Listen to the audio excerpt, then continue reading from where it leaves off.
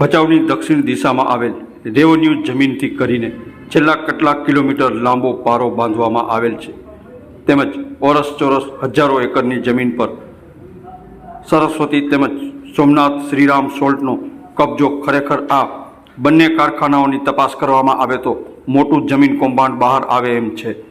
કંડલા પોર્ટના ભ્રષ્ટ અધિકારીઓના કારણે મોટી જમીન પર કબજો કરવામાં આવ્યો છે. ખારાઈ ઊંટનું ચરિયાણ ચેરિયાના જંગલોનું વિનાશ કરી નાખવામાં આવેલ છે. ઓરસ ચોરસ મોટા પારા બાંધીને પાણી ભરવાથી ચેરિયા વનસ્પતિના જંગલો નષ્ટ થયા છે. તેમજ સરકારશ્રી દ્વારા મીઠા ઉદ્યોગ માટે લીઝની સચોટ તપાસ કરવામાં આવે, તેમજ સોલ્ટની કેટલા એકરની લીઝ છે, સરસ્વતી સોલ્ટ તેમજ શ્રીરામ સોમનાથ સોલ્ટની લીઝની તપાસણી થાય તે બાબતે અરજદાર શિવભા જાડેજા દ્વારા લાગતા વળગતા વહીવટી તંત્રને અનેક લેખિત રજૂઆતો કરવામાં આવી હતી.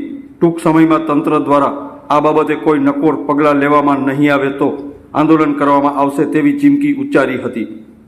હવે આ બાબતે મામલતદાર, પ્રાંત અધિકારી, વન વિભાગના આરએફઓ તેમજ કંડલા પોર્ટ ચેરમેન અને સંબંધિત અધિકારીઓ દ્વારા કાયદેસરની કાર્યવાહી કરવામાં આવે તેવી માંગ કરવામાં આવી છે. નામ જાડેજા સુભાદેશ્વરજી. આજે જે તપાસમાં રિજિટમાં અમે ગયા હતા, ભચાઉ કાંઠા વિસ્તારની અંદર સરસ્વતી અને સોમનાથ કારખાના ધોમ ચાલી રહ્યા છે. અગાઉ મને એવું જાણવા જડ્યું છે કે કલેક્ટર સાહેબે ખાલી કર્યાનો આપલ છે, હવે કેટલા સમયમાં ખાલી કરે એ જોવાનો રહ્યો. અને જે ઊંઠાનો ચરિયાણ રહ્યો એ પણ એ જગ્યાએ ચરિયાણ ખોદી અને મોટા મોટા પારા બાંધી મૂક્યા છે ભાવેશભાઈએ. અને વિદેશોથી જે પક્ષી એની અંદર આવતા હોય છે, પણ આના રાત દિવસ સાધનો ચાલુ જ છે, હજી પણ ખાલી કરવામાં નથી આવ્યો. જો ખાલી કરવામાં નહીં આવે તો 1 મહિનાની અંદર જો નહીં કરવામાં આવે તો આંદોલન કરવામાં આવશે. અને મને આરએફઓ સાહેબ અને ડીઓપો સાહેબ ભુજ મને તેડાયો હતો, તો મેં ભચાઉ કાંઠા વિસ્તારના પ્રૂફ પણ મેં આપી દીધા હતા. એક બાજુ નસરીનું આવે છે, એક બાજુ કંડલા પોર્ટના જીનદયાલ પોર્ટની જગ્યા છે, અને ઊંટનું જ ચરિયાણ છે. આ તાત્કાલિક ધોરણે ખાલી કરવામાં આવે, નહીં આવે તો અમે આંદોલન પણ કરશું. જે ભચાઉ કાંઠામાં હડથલ ત્રાવથી કરી અને પીરની દરગાહ સુધી જેટલો દબાણ રહ્યો એ બાબુ ભીમા, ભાવેશભાઈ, આ લોકોનો છે.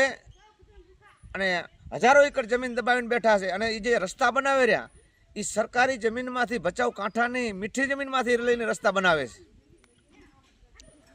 જે આ બાબતે જો ખાલી કરવામાં નહીં આવે ટૂંક સમયની અંદર તો ઉગ્ર આંદોલન કરશું. એની તમામ જવાબદારી આ અધિકારીઓની રહેશે, ખાસ કરીને ડીઓપો સાહેબ, આરએફઓ સાહેબ, કચ્છ કલેક્ટર, પ્રાંત સાહેબ અને જીનદયાલ કંડલા પોર્ટવાળાને. અને જે આ કંડલા પોર્ટની જે ભચાઉ કાંઠા વિસ્તારની અંદર જે મોટી ફેક્ટરી બની એમાં મંજૂરી કેની છે? બાપભાઈની છે એવી મેં વાત સાંભળી છે. હજારો રૂપિયા લીટરની છે, પણ એમાં મંજૂરી કંડલા પોર્ટવાળે આપી છે, કોઈ અધિકારીએ આપી છે કે કોઈ રાજનીતિએ આપી છે? આની ખરી તપાસ થાય એવી અમારી માંગ છે.